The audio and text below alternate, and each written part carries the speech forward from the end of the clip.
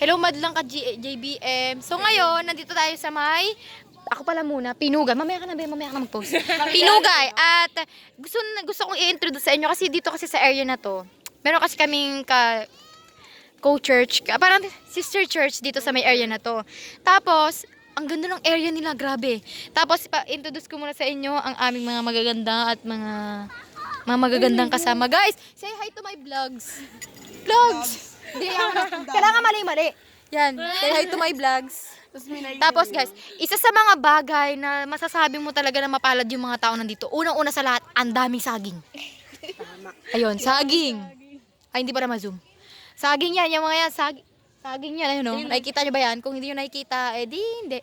Tapos ito yung church, ayan yung church. Ang hirap pala, no? Tapos, ayan, yung mga puno na yan, may bunga na yan. Babalikan namin pag hinog na. At, ito pa. Yung saging nila, first time ka makakakita ng saging na may puso. Ayun. Ayun, hindi nyo makita, hindi ko ma-zoom eh. Tapos, meron pang mangga. Ayan. Ba't ang liit naman ng mangga? Ano to? May mangga pa, ang liit lang guys ha. Medyo... Titignan ko ako. Ayan, mangga. Mangga yan. Ayan yung mga lalaki na yan. Kasama din namin dyan, tsaka yung mga bata. Tapos, meron silang sampalok. Sampalok. Ayun. Saan? Ayun, sampalok yan. Sampalok ba yan? Tapos, ang pinakamaganda dito guys, mayroon silang mga damo. Damo yan oh. Oo, kanina pa yun. Hintay na mamulaklak. Damo, ayan.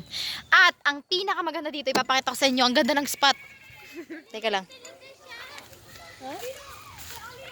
Ayan oh. Diba, meron kaming